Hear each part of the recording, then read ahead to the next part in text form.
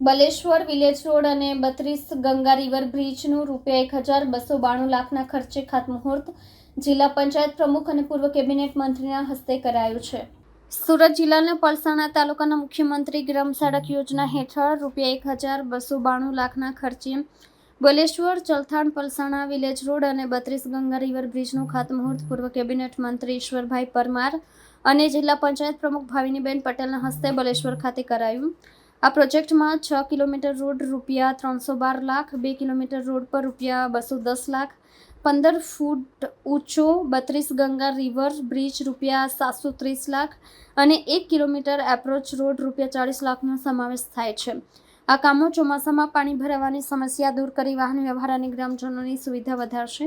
કાર્યક્રમમાં ચલથાણ સુગર ફેક્ટરીના પ્રમુખ કેતનભાઈ પટેલ, તાલુકા પંચાયતના હોદ્દેદારો, સરપંચો અને ગ્રામજનો ઉપસ્થિત રહ્યા હતા। આજરોજ બારડોલી વિધાનસભા મત વિસ્તારમાં સમાવિષ્ટ એવા પલસાણા તાલુકા ખાતે મલેશ્વર ગામે વિકાસના કામોનું ખાતમુહૂર્ત કર્યું।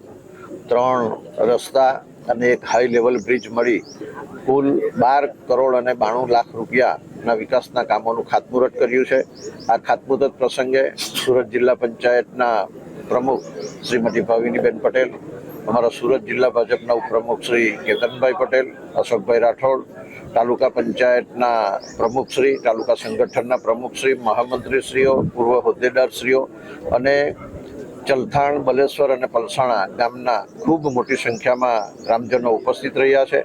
અને જે ચોમાસામાં વધુ વરસાદના કારણે જે બલેશ્વર ગામનો આ ખાડી કોતર ઉપરના બ્રિજથી જે સંપર્ક તૂટી જતો હતો, ગામ સંપર્ક વિહોણું ચલથાણ તરફથી આવતા થતું હતું, એ આ પુલ બનવાથી હવે ગમે તેટલો વરસાદ આવે કે ગમે તેટલું પાણીનું વહન આ ખાડીમાં કોતરમાંથી થાય તો પણ હવે આ ગામને કોઈ મુશ્કેલી પડવાની નથી અને આવનારા 18 માસમાં આ હાઈ લેવલ બ્રિજનું કામ પૂર્ણ થશે। આજે ખૂબ સુંદર વાતાવરણમાં આ બારડોલી વિધાનસભા મત વિસ્તારના પલસાણા તાલુકાના બલેશ્વર ખાતે આ 4 કામોનું 12 કરોડ ને 92 લાખ રૂપિયાના કામોનું ખાતમુહૂર્ત કર્યું છે।